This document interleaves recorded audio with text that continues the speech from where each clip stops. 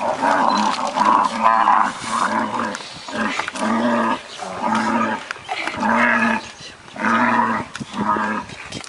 to irritated. Keep clicking.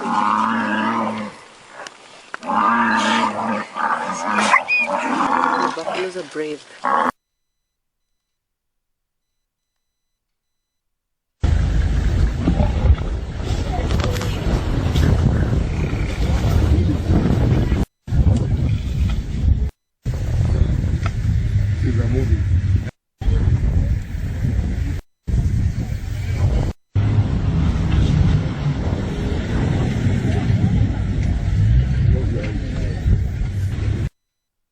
Hey guys, what's up? Welcome back to the channel. Welcome back to another video. Today we will discuss the big cat attack methodology and their key success factors that help them to rise to their dominant status. Now, we all know that big cats are some of the most dominant predators on the planet. They hunt such a huge variety of prey in such an enormous variety of habitats that it's absolutely insane. The only thing to rival them are like humans.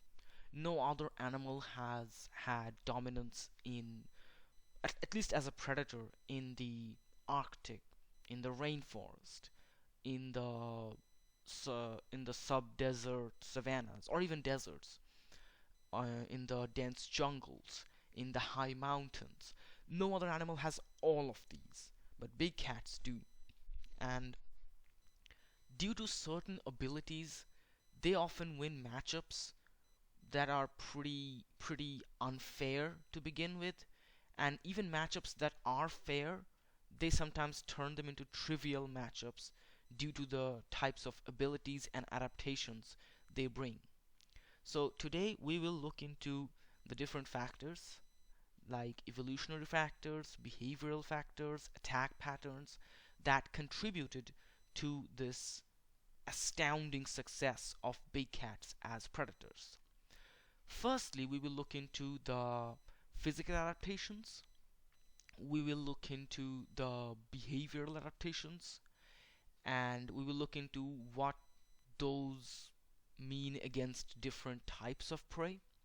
And finally, we will see if there are ways that an animal can counter it. So let's begin. Let's look at the physical adaptations that the big cats had to go through. Now, we all know about the retractive claws the big cats have, which means the claws are kept inside their toes to keep them from dulling, and this is why their claws are like a blade, like razor blade sharp.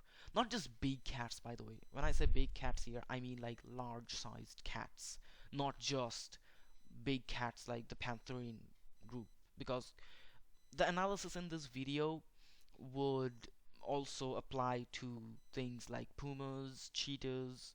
Though cheetahs, maybe the retractable claws don't work on them because they have non-retractable claws for running. But pumas and cheetahs will be included into this as well.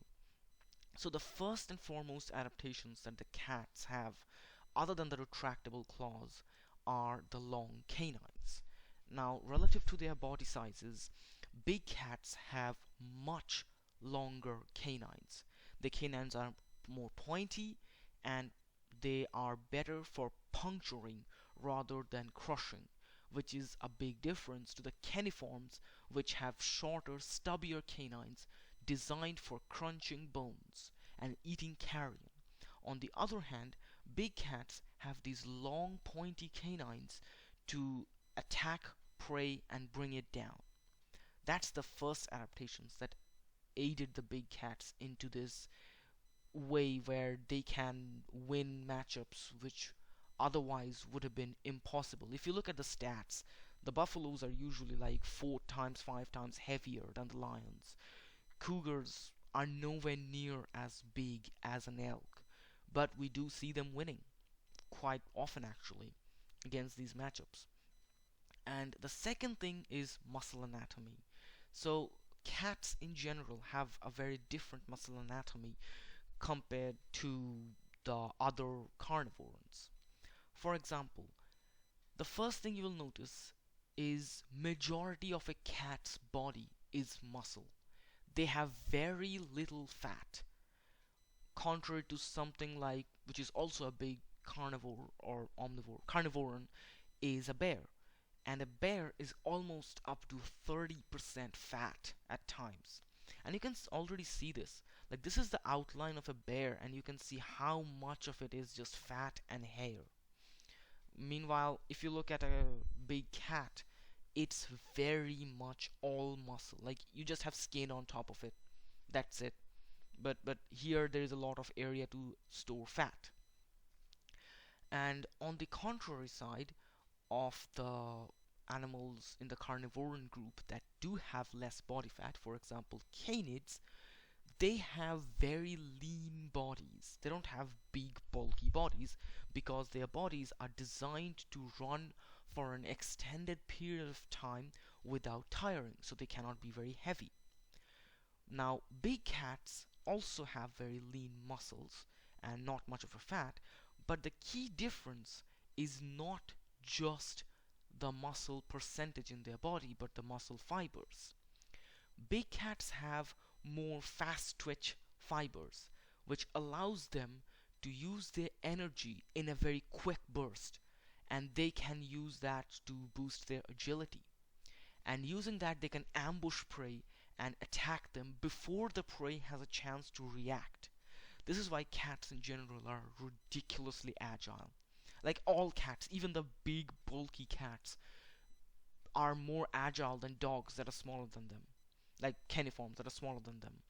So due to these two factors, having like more densely packed muscles and having the more fast twitch fibers, big cats become stronger than many animals that are bigger than them, but also faster, at least in a quick burst, not in the long run, but faster and more agile than animals like caniforms that are smaller than them. These two factors have led to them becoming an already very overpowered predator. But this is only half of the story. Not even half, this is only 25% of the story about why big cats are such dominant predators. The rest of it is techniques. And techniques play a very, very big part in any confrontation or any hunting. So the way big cats hunt is commonly referred to as critical attack. Now, there are two types of critical attacks that big cats use, and they do two different things. A big cat can use different of these methodologies depending upon which prey it is hunting, but they can be generally divided into two parts. I am not including the Smilodon's bleeding tactics here because they are no longer extant species. Let me know if you guys want me to do a dedicated video for Smilodons. Anyways, moving out of that, the two ways they do the critical attack is either with suffocation or with central nervous system damage. In both cases, what the big cat does by using these is it nullifies the option of counterattack. When a big cat does this, it pretty much always pins down the prey when this does, and then do this attack. Due to their very powerful forelimbs, they can manipulate the body of a prey and put themselves in a position to deliver these powerful attacks. Obviously, their agility and higher than pound for pound higher strength helps in this. And these two attacks do two different things. So suffocation essentially causes asphyxiation, where the animal is no longer able to breathe and it dies from that. The central nervous system damage essentially deals damage to the nerves or the center of the nerves, which is like the brain and the spinal cord. So this is why suffocation is divided into the two places it attacks: snout or throat. And central nervous system based attacks are divided into head and spine. Let's go over these four methods and see which cats use them most, against which prey these things work the best, and against which prey this might not work the best. First of all, we have the snout biting. This method is almost exclusive to lions. I haven't seen many other big cats use these. Maybe one instance of a leopard or a tiger using this, but I cannot really remember it, and I can definitely not find a picture of it. If you guys know any of instances where another cat uses this method, where it suffocates a prey by biting the snout of it, let me know. So in this method, what it does is the lion bites the whole snout of the animal, essentially the mouth and the nostrils, to stop them from breathing. And this method is particularly risky because sometimes the lion itself might run out of breath, and it leaves itself open to many counterattacks from the prey, or even the prey's family, like in this case the herd of a buffalo. Against which animals this work the best? Animals that don't have too big of a mouth, or animals that don't have a lot of distance between their mouth and their nostrils. So against animals like, let's say, elephants, which have a very long trunk and their mouths are further away from the nostrils, it's not going to work.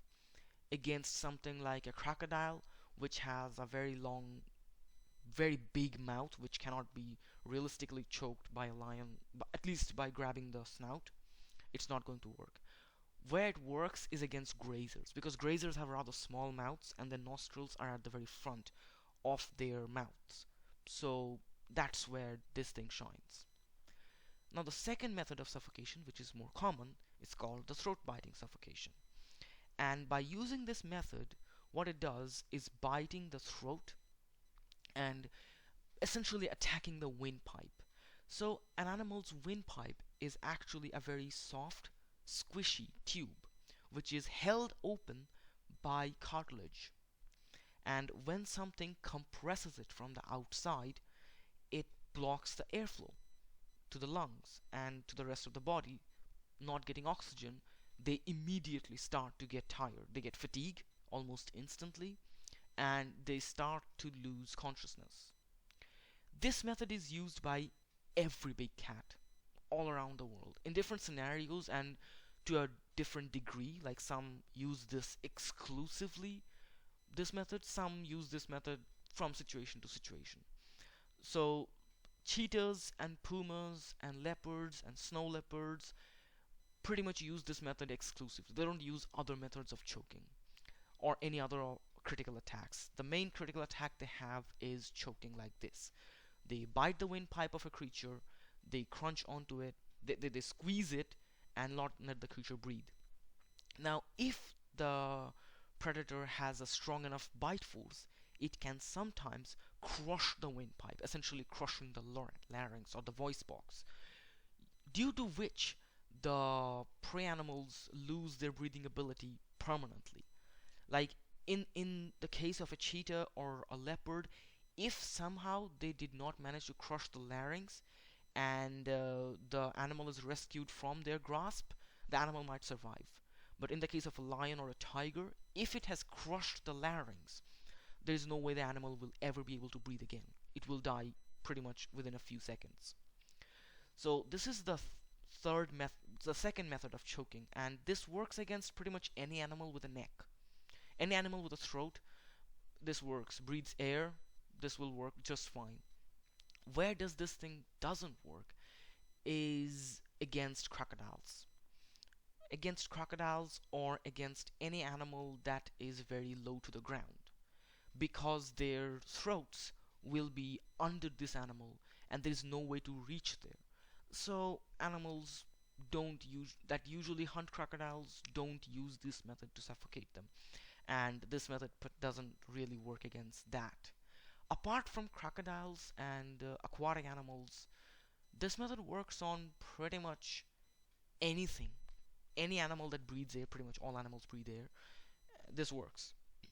Now let's move on to the two other methods, which are focused on damaging the central nervous system. The first one is biting the head itself. Now, obviously, the jaguar is the pioneer in this methodology where it bites the neck, sorry, it bites the head itself of an animal, and using its extremely powerful bite force, it punctures its canines through the skull and damages the brain.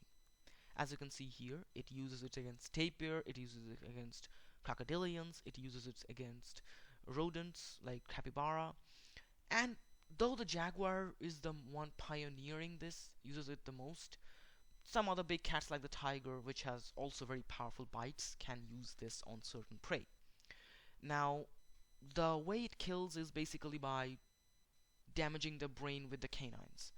And once your brain's damaged, because your brain runs your body, it will also be damaged, and the animal dies from that very, very quickly.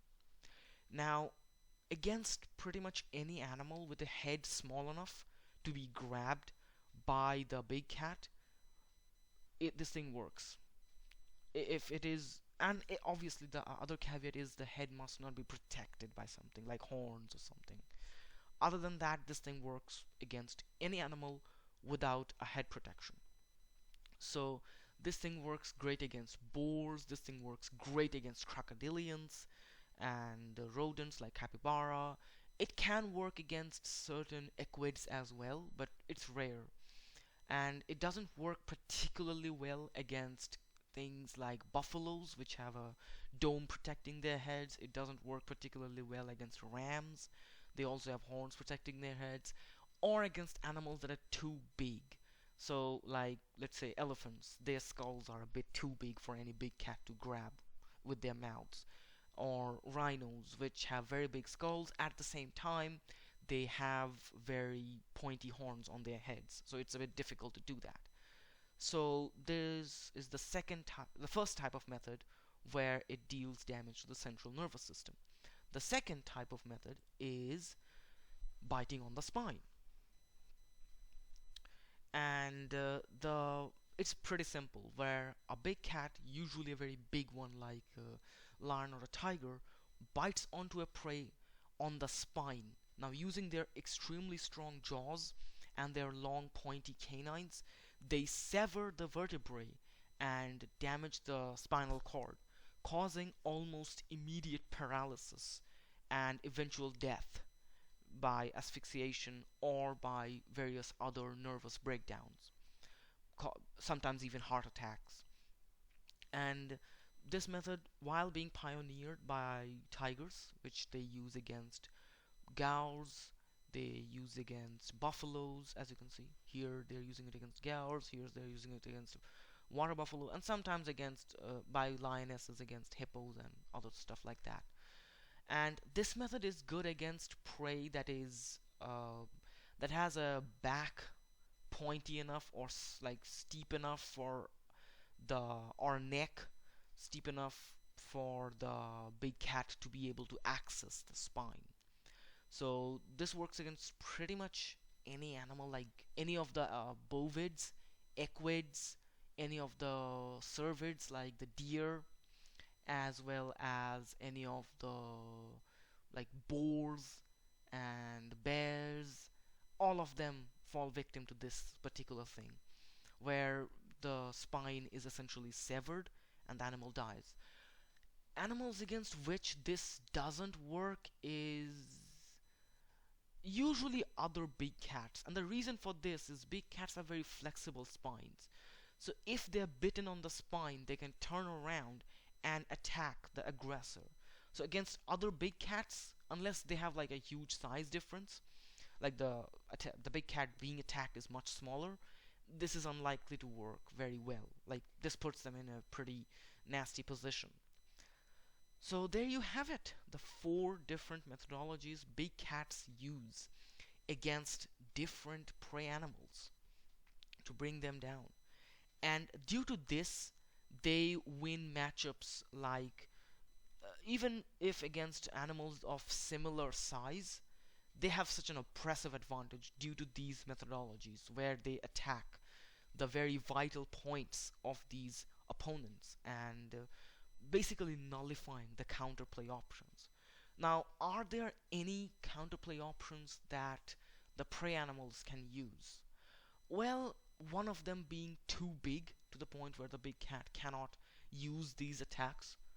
Elephants use this, but then again, varying degrees of success. Like, it's not like always this works, and sometimes it works, sometimes it might not. If the tiger's big enough or the lions have numbers, they can sometimes suffocate the elephant by biting the throat. And apart from that, I think I haven't found any animals with armors so extensive around the neck.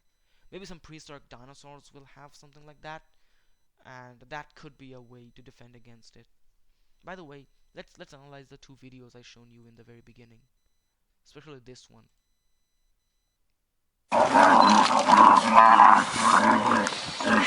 In this video, you see a tiger attacking an entire herd of buffalo, killing one by snapping the neck of it. I will show you why I said snapping neck and not choking, because this tiger.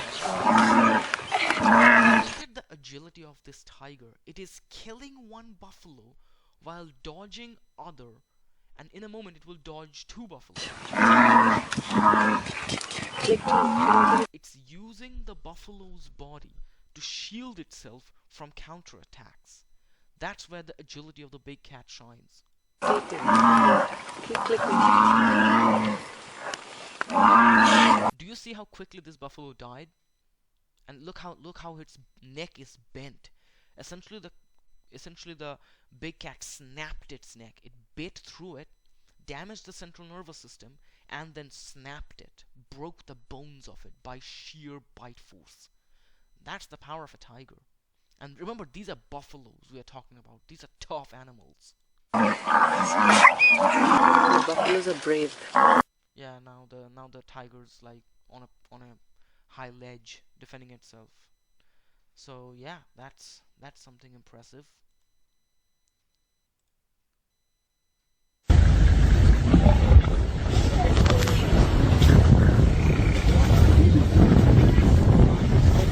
This is the method I was talking about earlier, where it bites the entire snout. Like, as we move through the video, you will see the whole snout.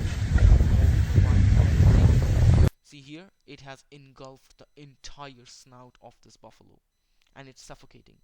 It took a bit longer, but from judging from the video, it only took like a minute or so for this buffalo to collapse. So yeah, there you have it. The different methodologies that big cats use to ensure their utter dominance as predators. Let me know what you guys think. Let me know what you guys have any opinions on. Maybe you guys disagree, maybe you guys agree, maybe you have new points. And also in the comments, let me know what new videos I should be doing. Thank you so much, and as always,